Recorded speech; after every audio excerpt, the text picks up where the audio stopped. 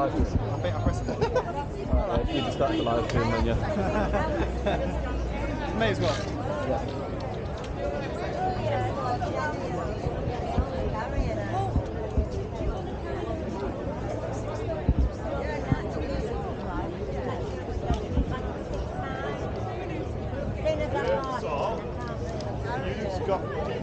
You saw carry it.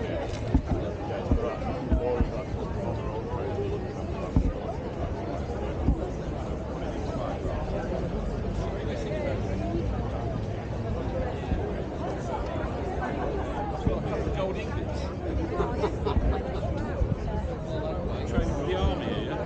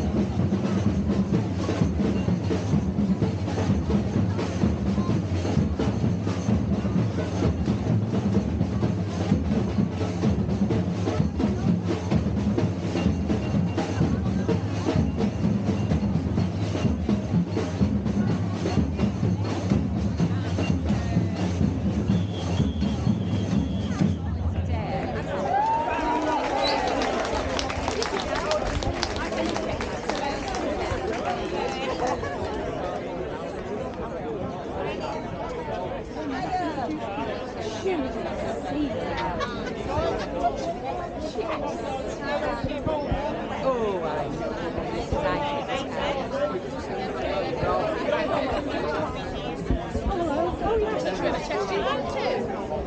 got the same thing, I've got to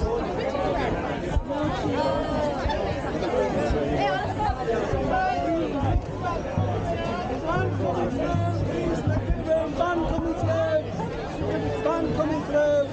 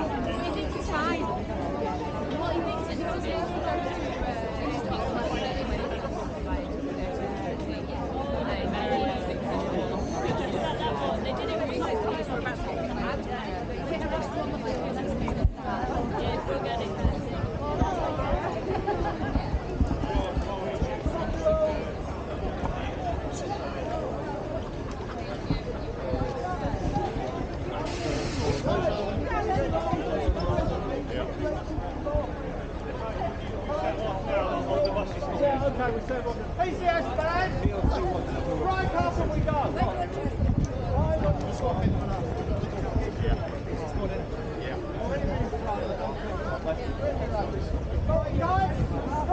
and we go! Please load the buses!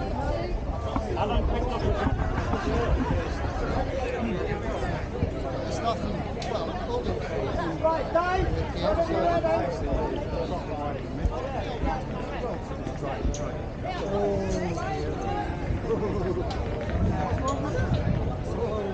Roger.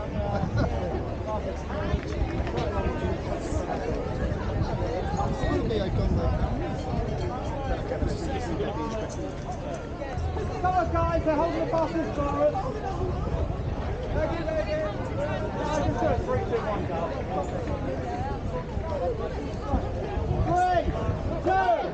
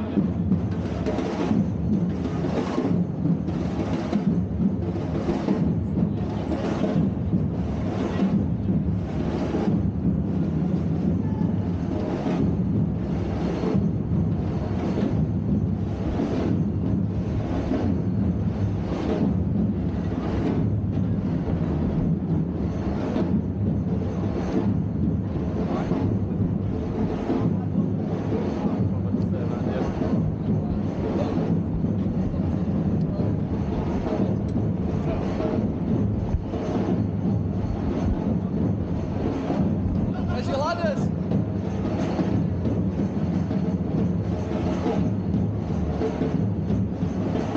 Need them ladders, mate. Need them ladders. I know.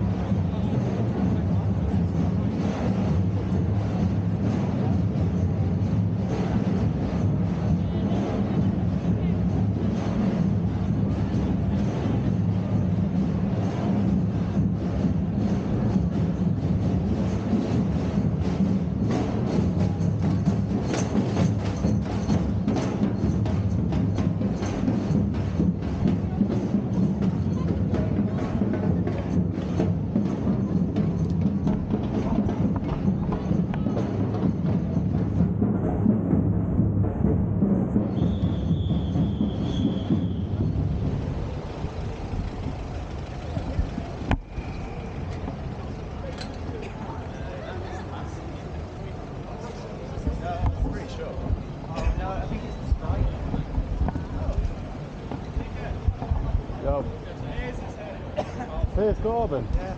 That's funny as fuck, that. I know, right? Is he in the parade? He's in the parade. Where? Yeah. Left side. Any drama? Not yet. Hopefully there is. Who are you working for? I'm Freelance. Whatever you do, don't say the sun when you're asked a question like that. Hmm? Don't say the sun when you get asked a question like that. Definitely not. Get your balls up. Right, man. Right. Too hot over that side, mate. Too hot. Fuck me, boy.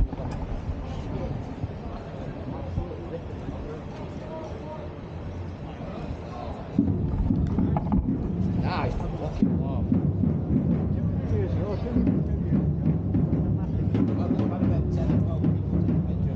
One back.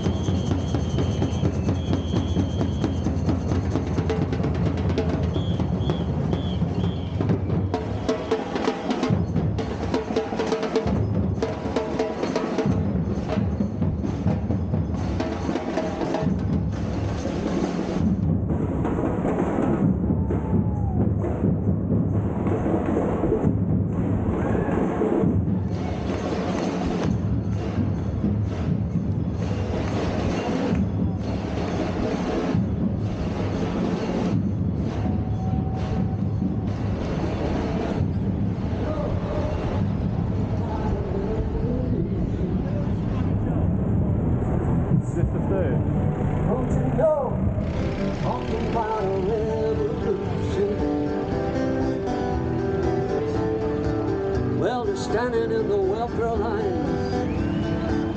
I'm doorstep to the army of salvation, wasting time in the unemployment line, hanging around, waiting for promotion. Don't you know, talking about a revolution. Don't you know?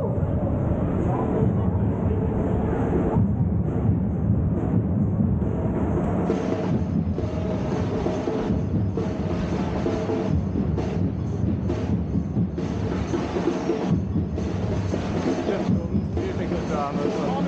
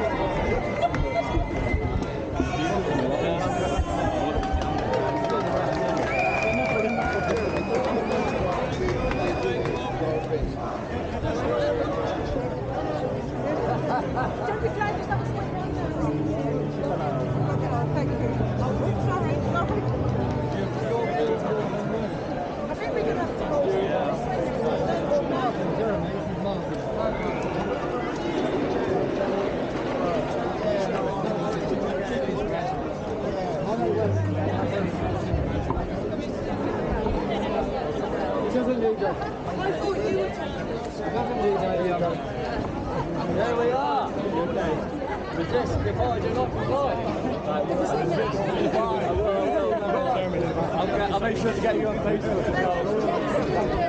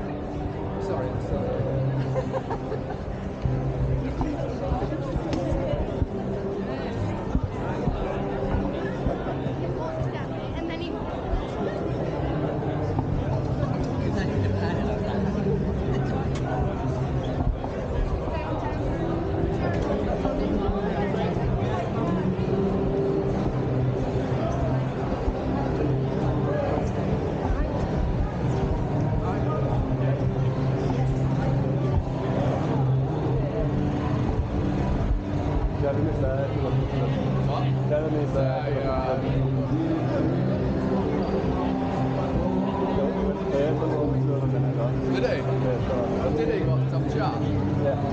We've done it 55 and I'm fine, going more, Okay, then. They're giving up hard, look at that.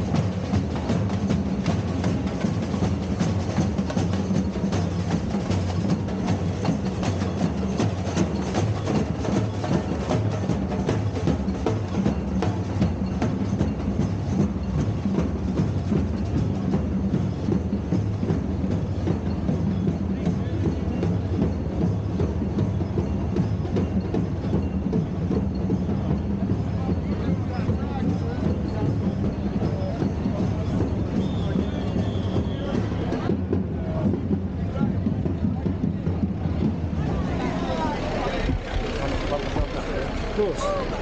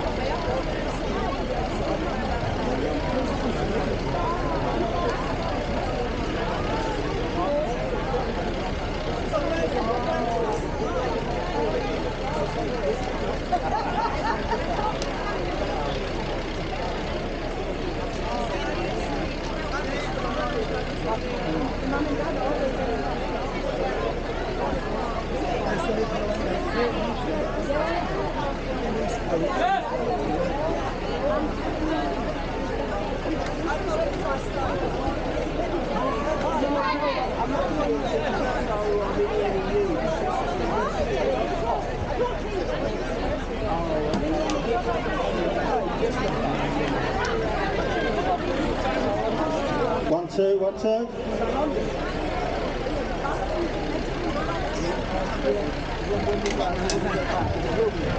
Okay, Chris Pace. Can Chris Pace report to the fire engine, please? Chris Pace.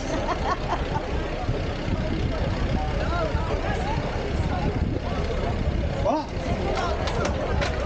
They just brought it up. Chris Pace, please. Is Chris here?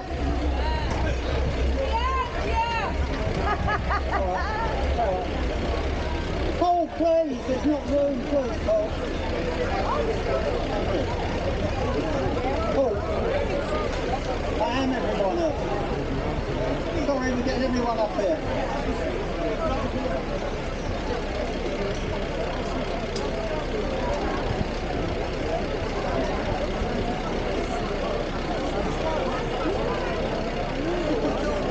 Everyone, oh, it's Dave, isn't it? God, bloody hell. Thanks, Dave. I've forgotten how possible these are. Chris and then Dave, right.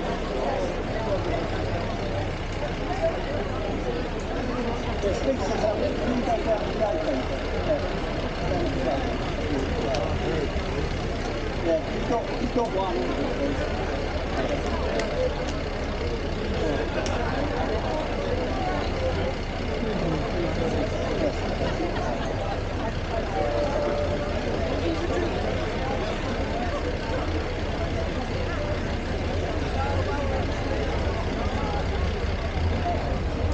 Guys, we're ready to start.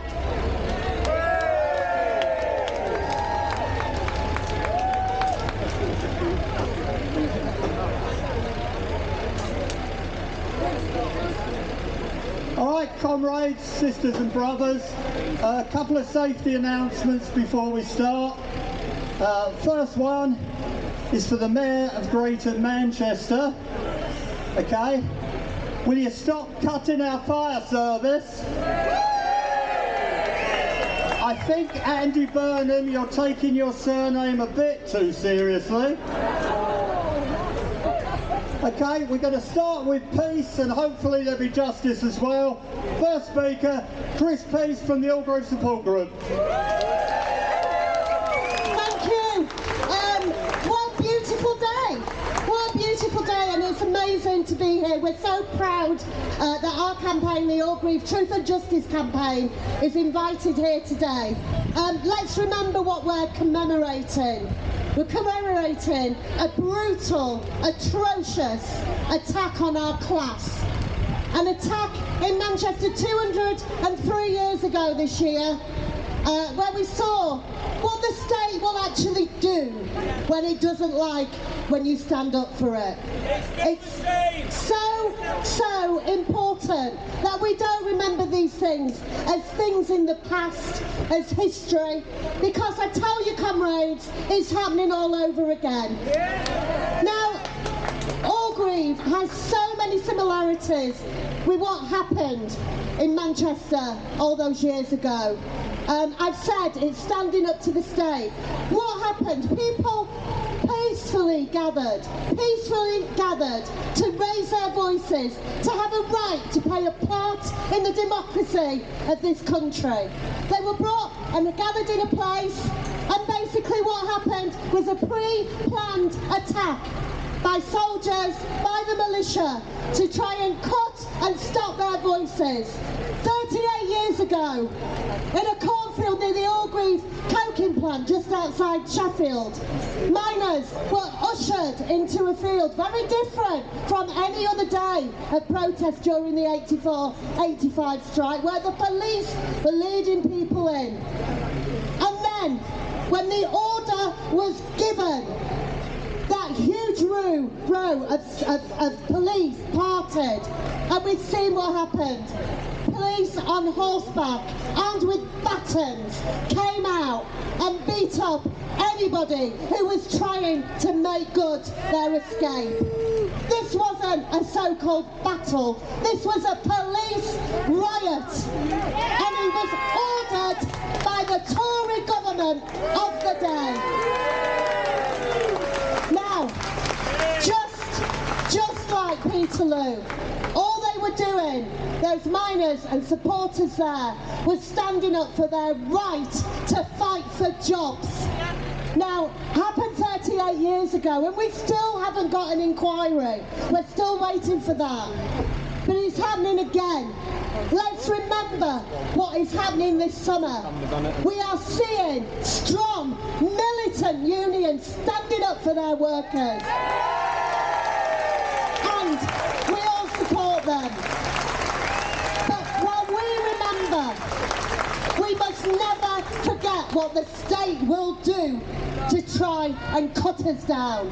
They're doing it by passing legislation against our right to protest. The Covert Human Intelligence Sources Bill that allows undercover agents of the state to infiltrate our campaigns without any criminal repercussions. We have the Policing Act, and we now have the Public Order Bill.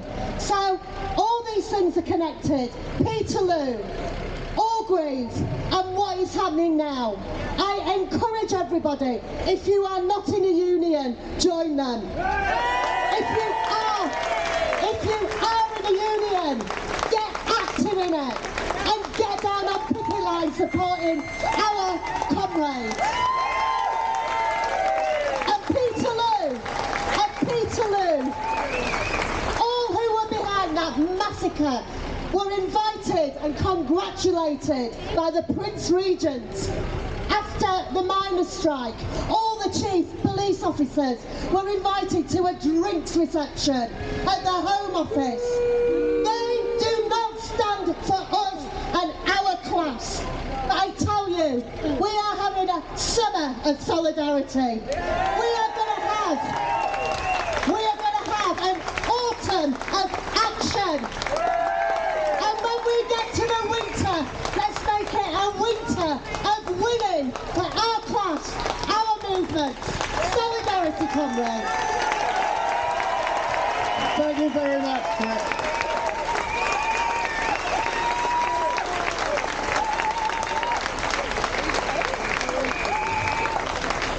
Thanks, comrades. We're going to time each speaker to 5 minutes because it's only fair to get everyone in, and we've got some great speakers. So, over here, we've got Catherine the red flag. Catherine the red, when it comes to 4 minutes, she'll wave the red flag, and then a minute later, if you don't stop, you'll have the gong. Just like to say thank you to Julie Speed, who's brought the food and water wagon all the way from Lincolnshire, where she does a food bank. So thank you, Julie and Richard Speed.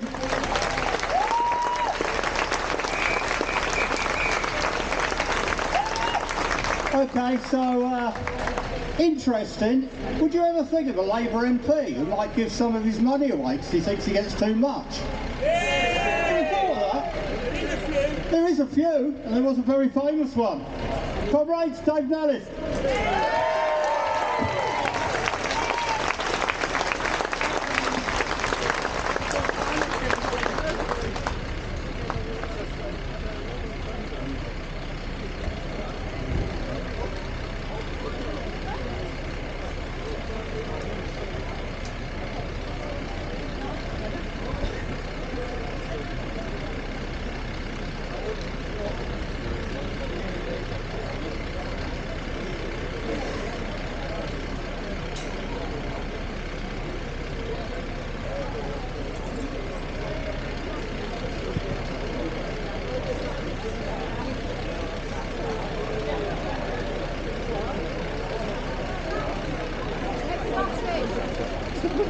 Thank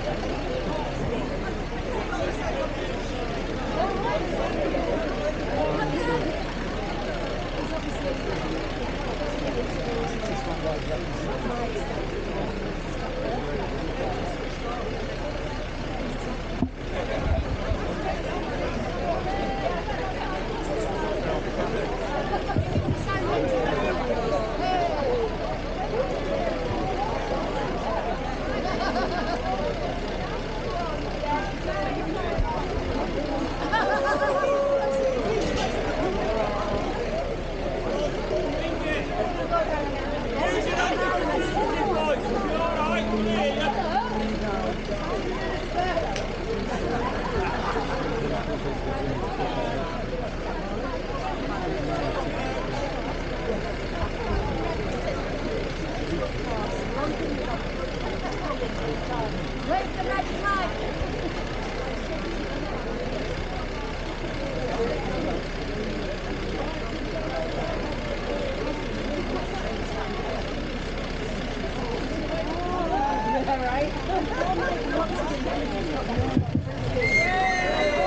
too.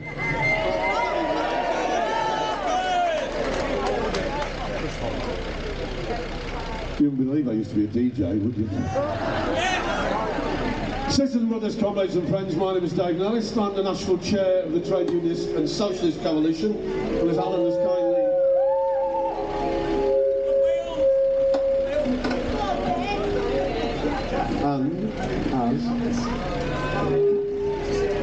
Alan has kindly introduced me. I'm a former expelled Labour MP.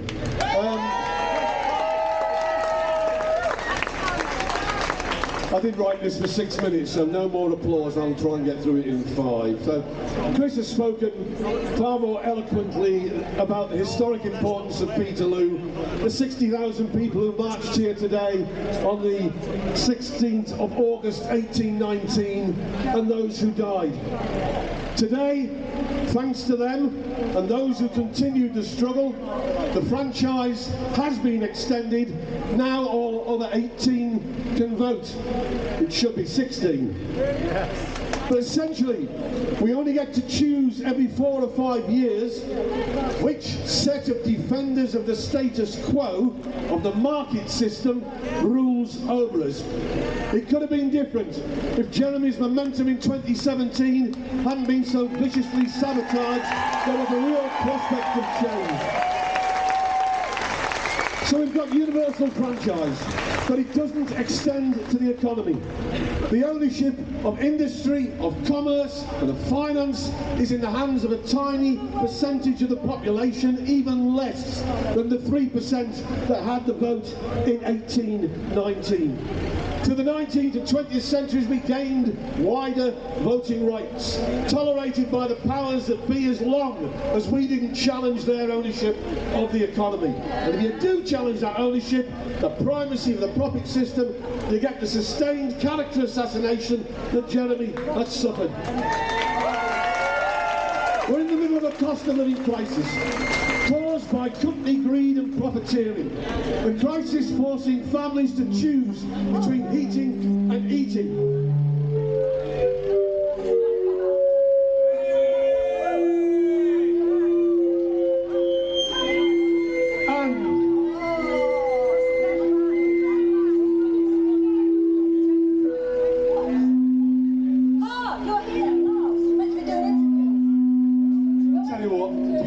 Should have done wonders with this bloody microphone. She was from Coventry like me, you see. Okay, we tried. Middle of the cost of living crisis that could see gas and electricity bills rise to £4,000 or even £5,000 by next April.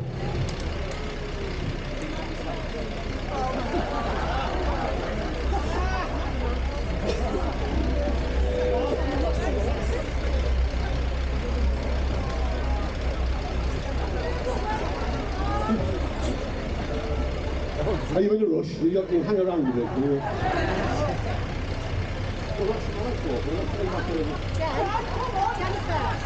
Yeah, never mind, we'll carry on. Okay, but it's not the same for everyone as those 4 million households, for example, with prepayment meters who this winter could face self-disconnection. The Sunday Times runs a survey every May. They found that the top 1,000 families in this country, while we had a decade of austerity, tripled their wealth to £750 billion. This year, they only counted the top 250, not 1,000, because their wealth had got up to £700 billion. Don't let anybody tell you that if that wealth wasn't properly shared out, we couldn't afford to raise the minimum wage by 50%, raise pensions and benefits by 50%, to make life tolerable for people in this country. Ofgem plans to raise the energy cap to 4 times a year. I think wages, pensions and benefits should go up 4 times a year to keep up inflation not to be 12 months behind. So don't anybody tell you that this isn't a rich country that we can. 1 more minute. Can we have a bit of extra all the feedbacks? Okay. 1 minute, let's throw the notes away. 2 things to say, in one industrial, one political. RMT, ASLEF, TSSA, CWU, barristers, security staff, British Telecom.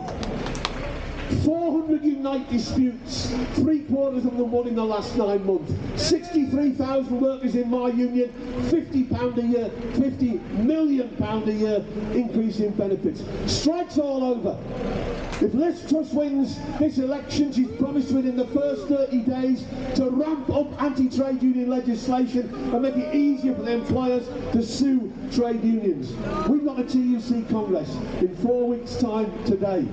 I think, just like 11 years ago, when all the key unions set a same date on the 30th of November for a national strike on the pensions crisis, we need a national strike today against the anti-trade union laws and against the cost of living. And my second and final point is political. The problem is, I don't think we have a party in this country that stands up for working people like we need. When Sam Tariff said the mild thing, the wages should keep up with inflation, he was sacked by Keir Starmer. When Jeremy fought for the nationalisation of gas, of electricity, of water, of transport and mail, all of which we need, and by the way, I do agree with Gordon Brown in the nationalisation of energy, but not temporary. The big shareholders have done £200 billion of dividends last 10 years. Let's renationalise it and accelerate the move to green energy and cut working class bills. But what are you going to do at an election if all that's on offer to you is Tory policies delivered with either a red, a blue or a yellow rosette? I don't think the Trade Unions and Socialist Coalition is perfect. We're certainly not big enough to do the job of representing working people in their millions. But there are unions who've been expelled from the Labour. There are unions who've left Labour, like the bakers. There are unions that are moving away from Labour, like my union Unite. They should come together with Jeremy, with socialists like yourself, and let's see if we can build a new party for working class people. My final word is this. In 1819, people died here. People carried on the struggle. They gave us political democracy because we now have the right to vote. But we haven't yet got economic democracy. Industry, commerce and finance is owned by a tiny number of people at the top of society. We have to struggle for the socialist transformation of society, and to do that we need a mass working class party with us along that way. Solidarity! And I hope you will all stay for the meeting in the Friends Meeting House straight after this, where hopefully Dave will stay and be on the panel. Okay, so Friends Meeting House straight after this. Okay, has everyone got the copy of the Word newspaper we're giving out free?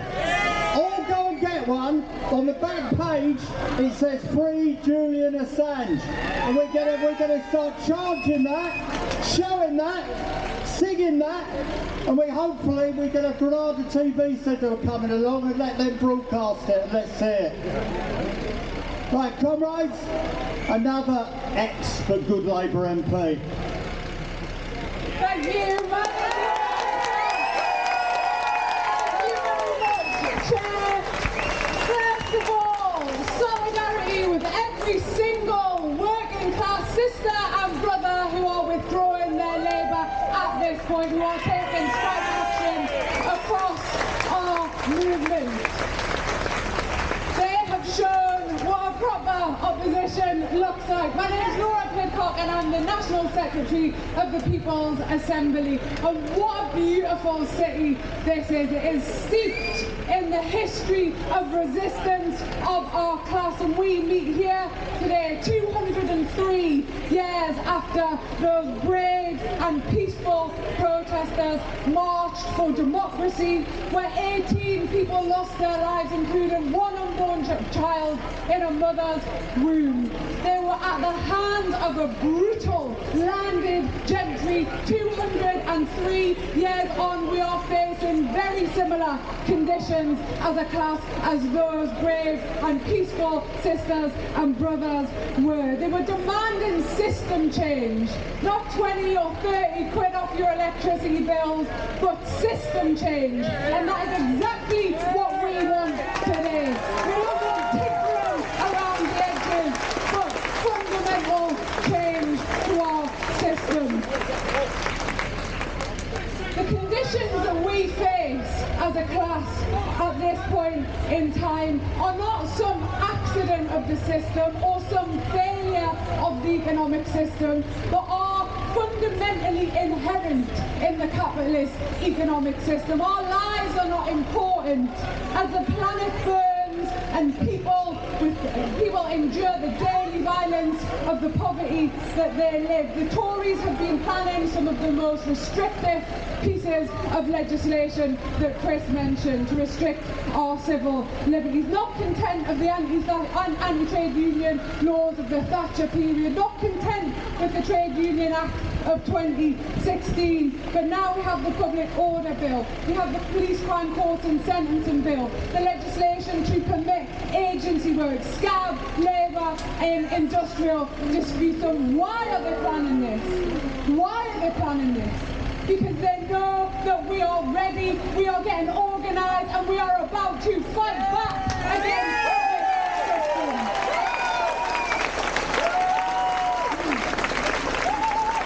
So the ruling class and the rich and powerful will do what they have always done. They organise against working class people in the interest of the rich and wealthy. And there are no shortcuts for what we have to do next, but we expect the Tories to treat us like this, don't we? We expect people who are inordinately wealthy to have no regard for the workers who create the wealth. But what we are also living through is an opposition who do not oppose.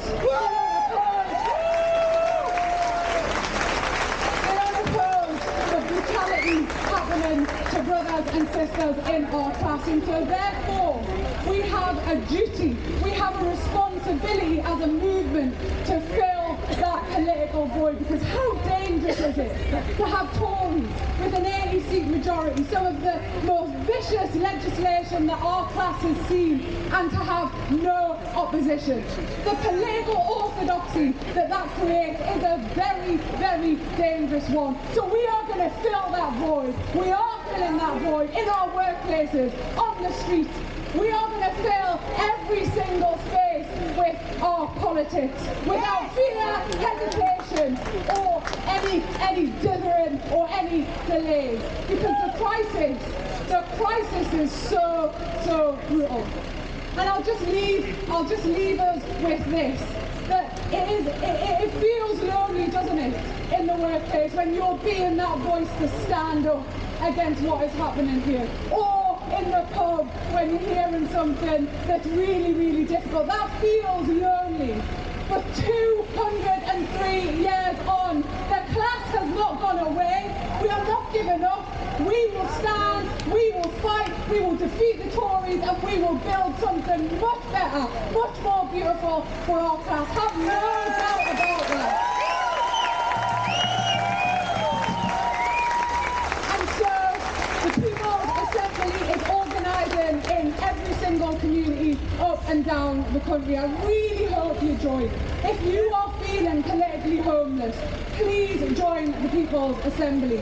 If you are free on the 2nd of October, join us outside the Tory party conference to protest whoever the next leader of their party is. We want them out as well. We want every single Tory out, and we will work towards that. And also join us on the 5th of November in London, a mass demonstration against the cost of living crisis. Please keep the faith. We have absolutely everything to be hopeful for. Thank you so much, sisters and brothers.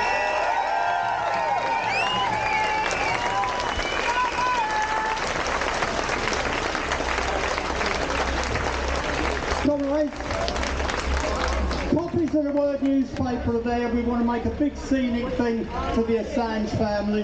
If you don't want to read it, it's a programme of the day, but just get hold of one, and then when we have the chant for Julian Assange, just hold it up. It'll look really good on telly, yeah? So just go and get one from over there, hold it up. All right, comrades, we have now the best speaker, I think, in my opinion, of any trade unionist. Comrades, Ian Hodson.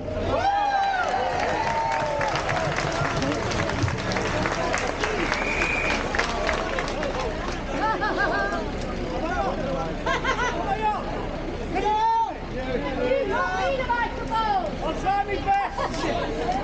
Comrades, sisters and brothers! 203 years ago, people started marching. It was a march for democracy. This year, less people will vote for a Prime Minister than voted in 1819 when people were slaughtered just for having the idea that they had a right to say something about the future of their lives. That's what Peterloo is all about. And I know there's a lot of people walking past thinking, what are those people doing over there? What are they all gathering for? Well, we're gathering because we have a right as a working class people to have political representation. That we have the right. That we have the right to live with decency and respect. And we have a right to call out when we see it fascist policies like the deportation of refugees.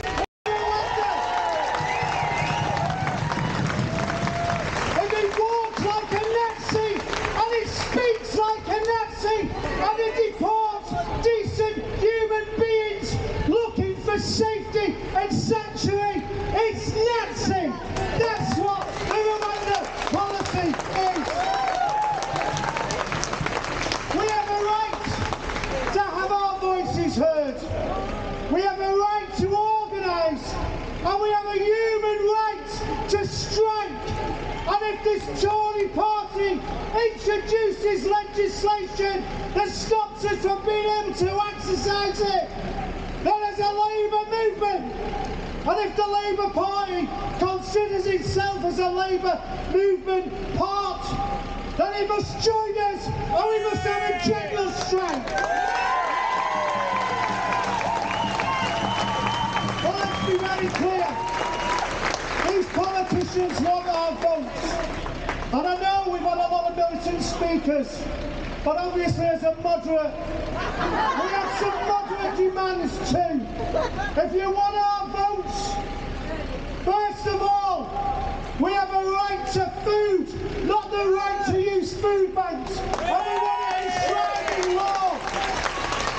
We have a right to decent pay, and that means no worker earning less than £15 an hour. All workers.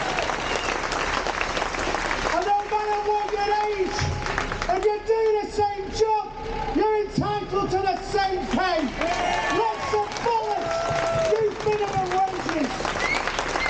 And when you go to work, you're entitled to a contract of employment.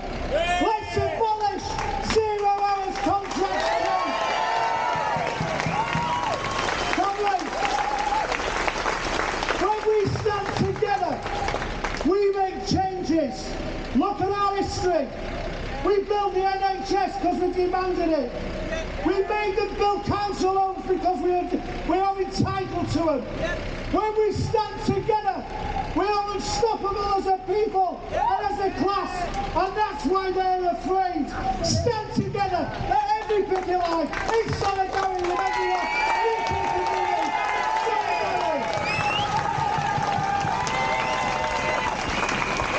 Thank you, comrade. Great speech as always.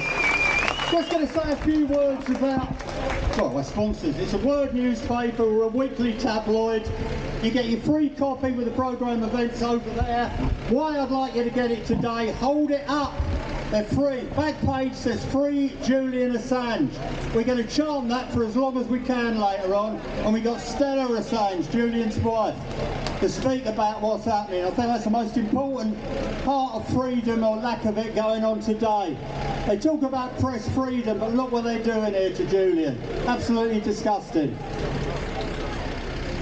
Okay? What we have today, we have theft of everything. 10,000 years ago, you wanted feeding, where you picked an apple tree, you caught your fish from the river, you had land to grow things on. Who's stolen that land? Who's stolen the wealth of the earth? Who's stolen your labour? It's the bloody Tories have done that. We need to take it back. We need to start again. All right, ladies and gentlemen, comrades. Right, old dream wise. Does anyone like Keir Starmer? Well, this is the lady who told him what to do.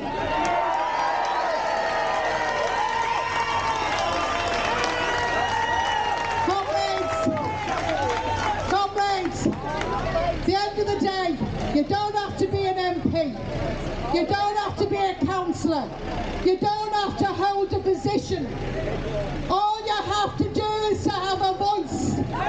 All you have to do is to organise. And all you have to do is be brave enough to speak up, to break down the rottenness in this system that drives people. It drives people into poverty. It drives our elderly to freeze to death, to wonder whether they can eat, to seek care in a bloody care home where you meet your death because they didn't give people vaccinations or test them and they ended up dying by their thousands. A system whereby the hopes and dreams of our youth, of our kids and their kids are absolutely dashed and turned into misery.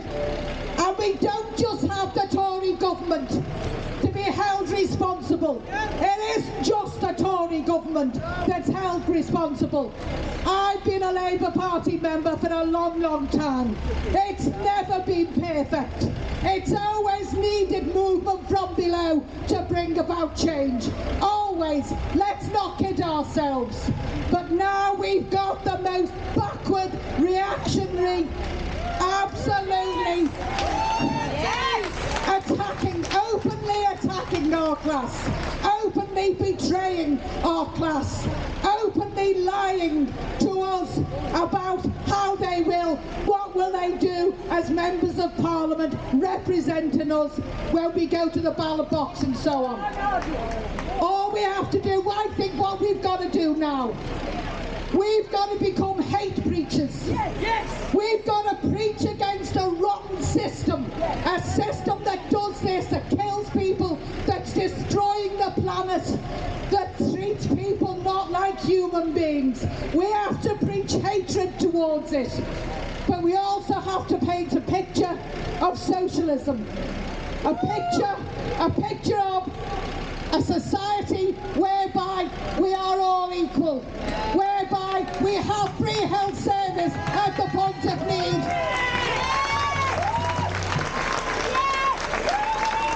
Just like we won in 1945. It was never given to us.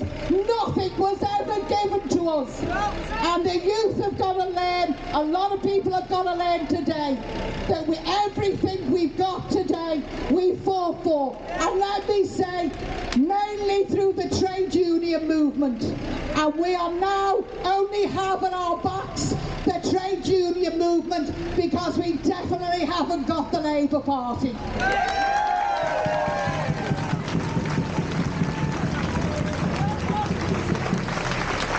I've never held a position in the movement. But when they started the anti-Semitism attacks, they picked on me. I fought them. I took the Jewish Chronicle to court for libel, and I won that fight.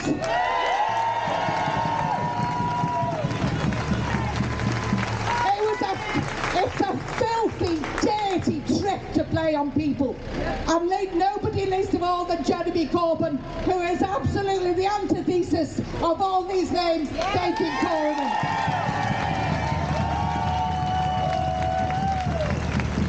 I want to finish on this. In the 1980s, I fought a dispute to defend working women in a shop who were sexually harassed by the area manager. He made a film about it. Glenda Jackson played me in the film. But the point was, that dispute led to changes in the law. They were ruthless. The company was ruthless. They were suing me for £250,000. They were suing my father, who was an old man, and my brother, who was a young unemployed lad. And the union. The point being the union. And in the end of the day, if we want to fight against injustice, we have to break the law. And we broke the law.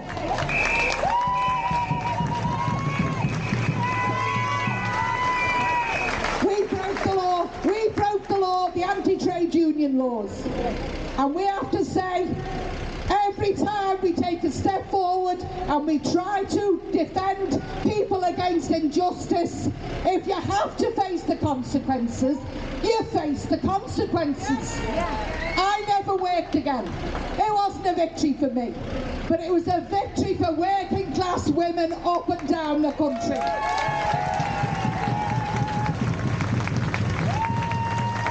And the only trouble is now the anti-trade union laws make us very difficult to defend people in work. And if we have to break the anti-trade union laws, we do it. And all that says, I don't want to abuse I could go on all day. All that says, it's absolutely fantastic to be looked at as a Liverpudlian by so many people from Manchester. Solidarity, comrades.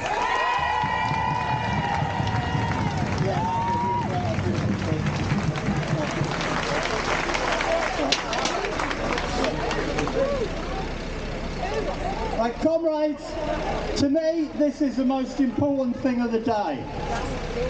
So if you've all got that paper, hold it up, the back page, hold it all up. Right, PCS band, you ready? PCS band, strike up the chant. Free Julian Assange! Free Julian Assange! Free Julian Assange! Free Julian Assange!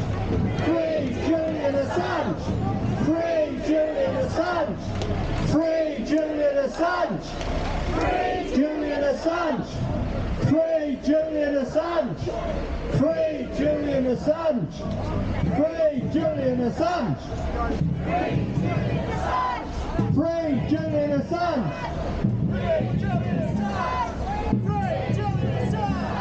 Thank you. Thank you.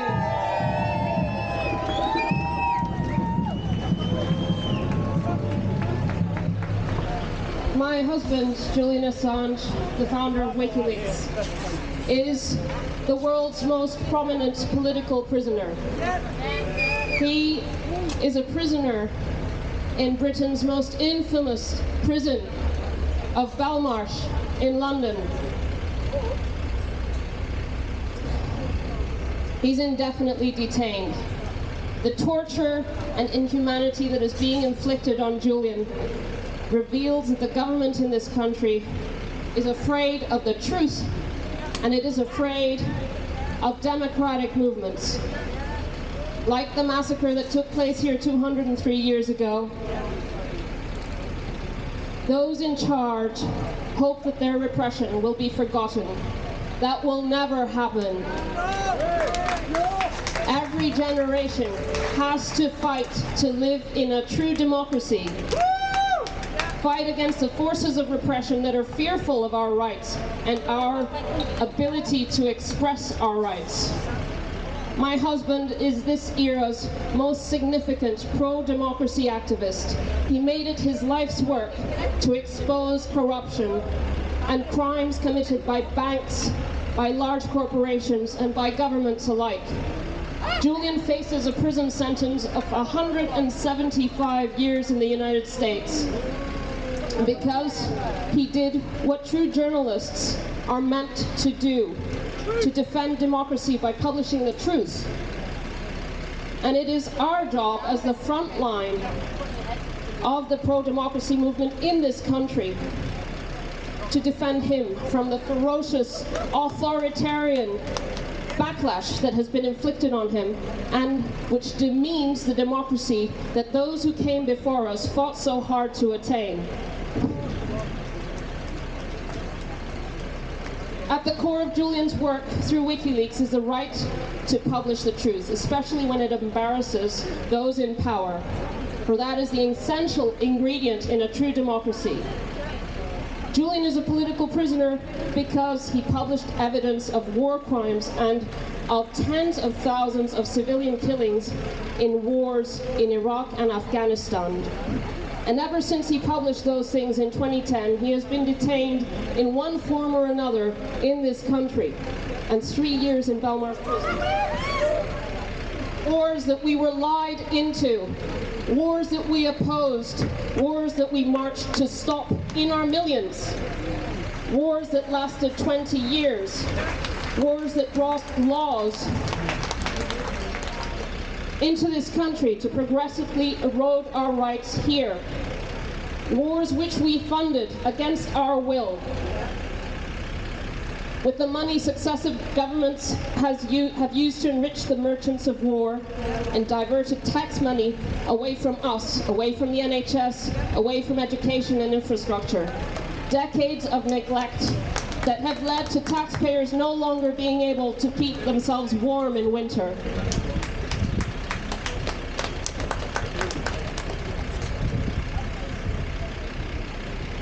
Julian has dedicated his life to fighting for the weak and exposing the powerful. That's why the United States government wants to sentence him to 175 years. That's why they want him extradited. And that's why everyone who wants to live in a true democracy in this country must come together to fight for Julian's freedom.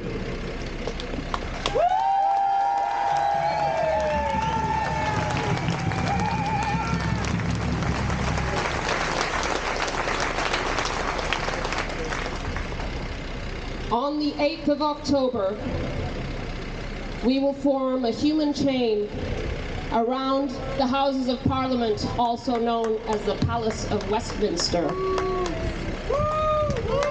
We will form a human chain to remind those inside that democracy does not reside within their walls, but without them. To remind them that Julian Assange and you and me and millions of people around the world and in this country are part of a movement of democracy that came long before us, and that our children and our children's children will continue to fight for long after we're gone.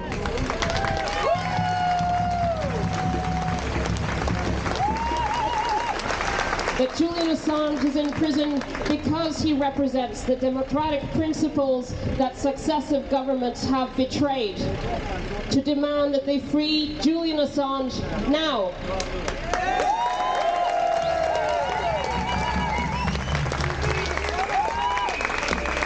So I ask you, come to London, join me and thousands of others to form a human chain to surround Parliament on the 8th of October to bring democracy back to Westminster and to free Assange.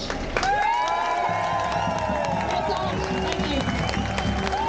I think we need to do that chant again, don't we? Free Julian Assange! Free Julian Assange! Free Julian Assange! Free Julian Assange! Free Julian Assange! Free Julian Assange! Free Julian Assange! Free Julian Assange! Free Julian Assange! Free Julian Assange! And comrades, if you want to have another chance to see what's been happening to Julian, just down there is the Britain's Protection pub. Stella's going to stay on for a film show and a question and answer session. 6:30, Britain's Protection pub upstairs, just down the road there. Who's going to come? Thank you. Comrades, the best filmmaker of all time. How do you get all these people? Come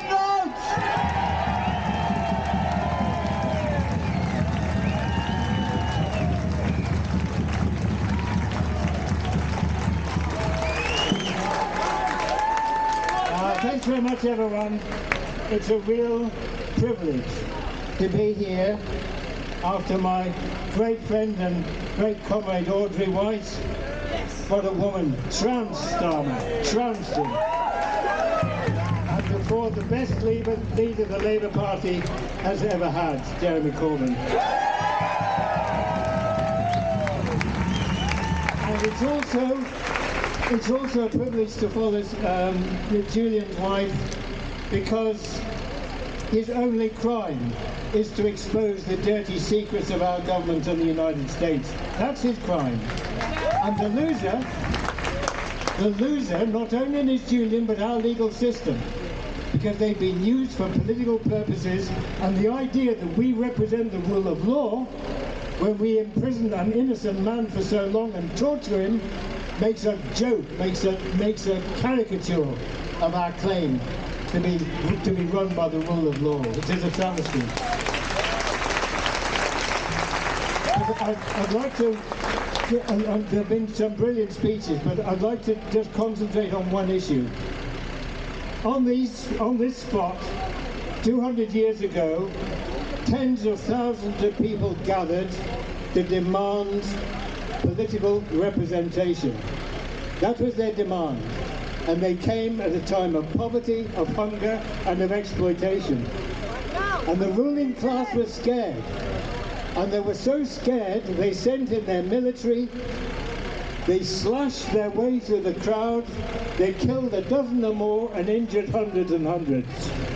That's the response of the ruling class. Now, to get political representation, the Labour Party was formed. And I joined it in the early 60s. And I still have one of my cards, and I'd like to read it to you. This is the function of the Labour Party. Some younger comrades may be surprised to hear it. This is their aim: to secure for the workers, by hand or by brain, the full fruits of their industry, and listen to this, and the most equitable distribution thereof that may be possible upon the basis of the common ownership of the means of production, distribution and exchange. That's the Labour Party.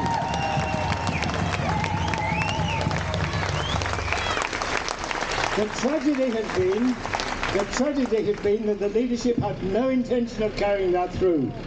Shame! Now we're faced with the same problem again, political representation. Another time of crisis, not unlike the time of Peterloo, because it's a time of hunger, poverty, exploitation, a search for workers' rights. But we also have the aftermath of 200 years. We have the collapse of the public services we thought we owned. We have their collapse. We have the collapse of the NHS, despite the brilliant hard work of all the many dedicated people who work in it. We have a homeless issue. We have housing. We have problems in the schools. Everywhere you look, we have workers' rights undermined, job cuts, wage cuts, the gig economy with insecure work. But most of all, we have a desperate issue of poverty for many desperate families. And it will only get worse. We have the issue of energy costs. And transcending everything is the issue of climate change, the issue of climate disaster. And what a future we are leaving to our children and grandchildren. What a future, no future. The earth is becoming unsustainable. And that's the situation we face now. But we had a moment of hope. Remember, we had a moment of hope when Jeremy Corbyn and John McDonnell and the few who supported them. That was a moment of hope. But what they achieved was the beginnings of a program to restore, or not to restore, to change the balance of society towards the working class, towards the ordinary people. That's what they achieved, and it was a program based on common ownership of the utilities, of water, energy, electric, gas, and so on. It was based on ending the privatisation in our public services, restoring the health service to its founding principles. It was based on full union rights for every worker from day one.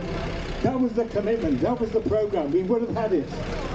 Full union rights for every worker from day one. The Green New Deal, that would have made an urgent big start on the climate disaster that is engulfing us. That was their programme. And just like in Peterloo, the ruling class was scared shitless. And in 2017, that's when we nearly won the election, that's when they get worried. The full weight of the media, including the liberal media like The Guardian and the BBC, it did their best to destroy him. But here's the interesting thing. Who did they turn to when they wanted the attack? Not Tory MPs. Who did they turn to? The right wing of the Labour Party. The right wing of the Labour Party. And the right wing of the Labour Party used lies, smears, the most disgusting abuse, and the personal attack. I think we must never forget. We must never forget.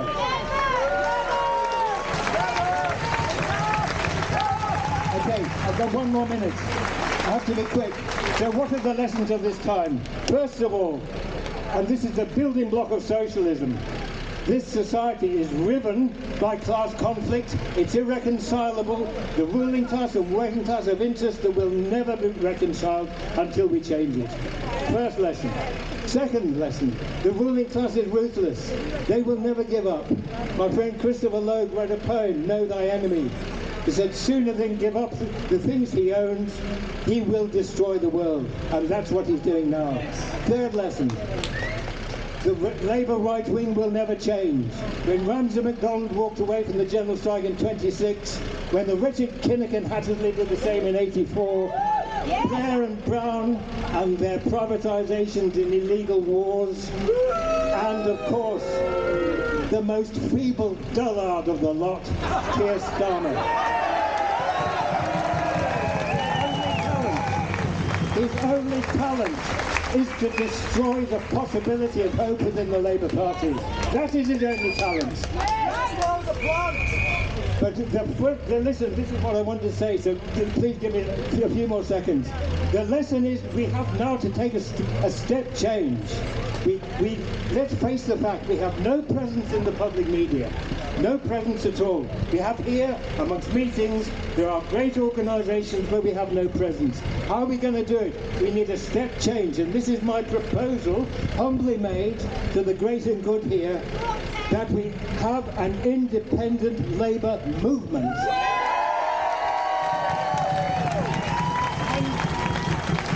And it begins with the trade unions, because they are on a high now, just as they founded the Labour Party. It begins with them. They need to put some money into an infrastructure so that individuals can join, organisations can affiliate.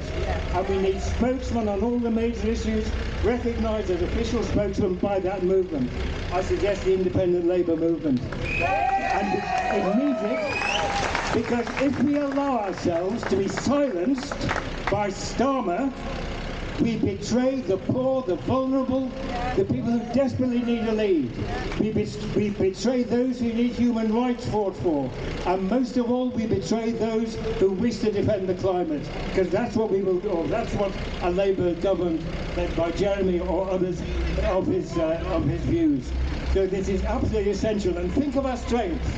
All the campaigns, all the organisations, all the charities, the trade unions, the grassroots organisations. We do wonderful things. Some of them group together. The political groups. We have a massive strength. We have great academics. We all know the truth. We have the programme. We have to have a political voice now.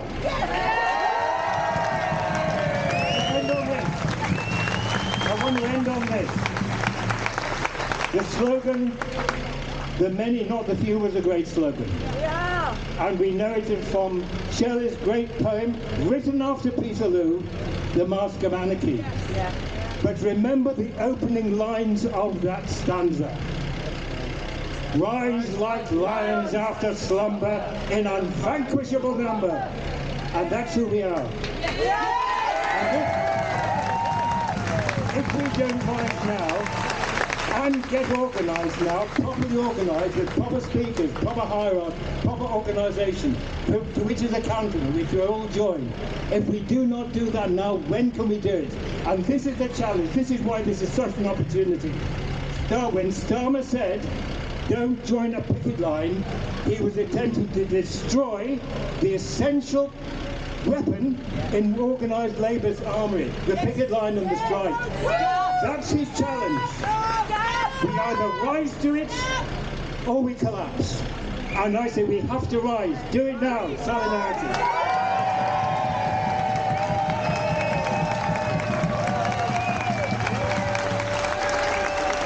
Comrades, what you don't know is that 2 days ago Ken was filming in Newcastle, drove home to Bath, got a lift up to Manchester this morning, and he's well into his 80s, and in fact don't deserve a round of applause.